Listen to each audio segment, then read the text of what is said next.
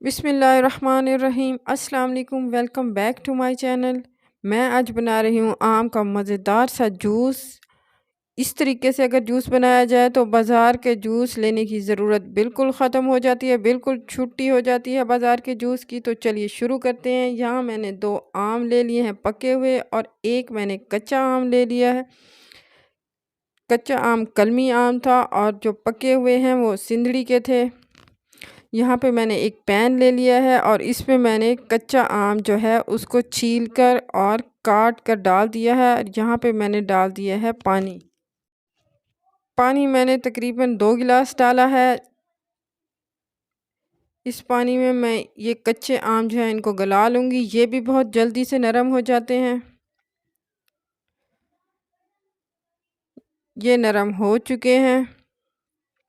अब मैं इसमें जो है वो पके हुए आम डाल दूँगी और साथ ही चीनी डालूँगी। यहाँ पे मैंने डाल दिए हैं पके हुए आम, उनको भी मैंने छील कर और काट लिया था। क्यूब्स में गुठलियाँ उनकी निकाल दी थी। यहाँ पे मैंने डाल दी है चीनी। चीनी मैंने तकरीबन 1.5 कप डाली है। कम ज़्यादा की जा सकती है अपनी मर्ज़ी की, अपने टेस्ट के हिसाब से। पके आम चूँकि वैसे ही नरम होते हैं तो उनको बस थोड़ा सा टाइम लगता है।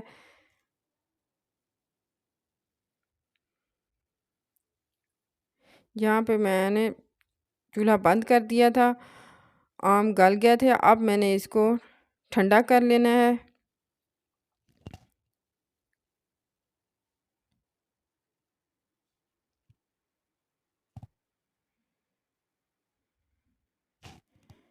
आम हमारे तकरीबन ठंडे हो चुके हैं तो अब मैं इनको जग में, जूसर के जग में डाल के ब्लेंड कर लूँगी।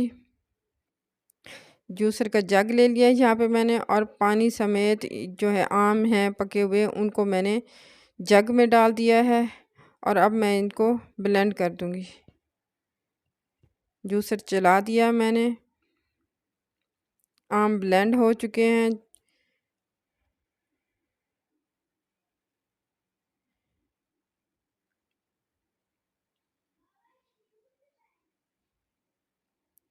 अब इस पल्प को मैं छलनी की मदद से छान रही हूँ। अच्छे से छान के जूस अलग कर लेंगे और जो रेशा वगैरह है वो अलग निकाल देंगे। मेरे पास बारीक वाली छलनी है तो इस वजह से ज़रा आहिस्ता आहिस्ता छान रहा था जूस।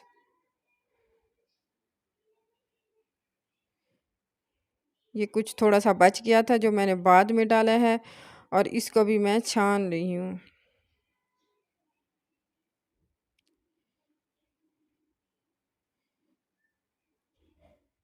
जूस हमारा छन भी गया है और तैयार भी है। अब बस इसको बर्फ़ के क्यूब्स डालने हैं। आधा जूस डालेंगे और बाकी पानी मिक्स करके तो जूस हमारा मज़ेदार सा तैयार है।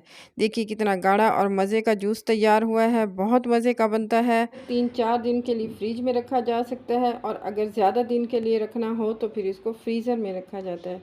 रेसिपी पसंद आए तो लाइक कीजिएगा, शेयर कीजिएगा, दुआओं में याद रखिएगा। खुदा हाफिज़।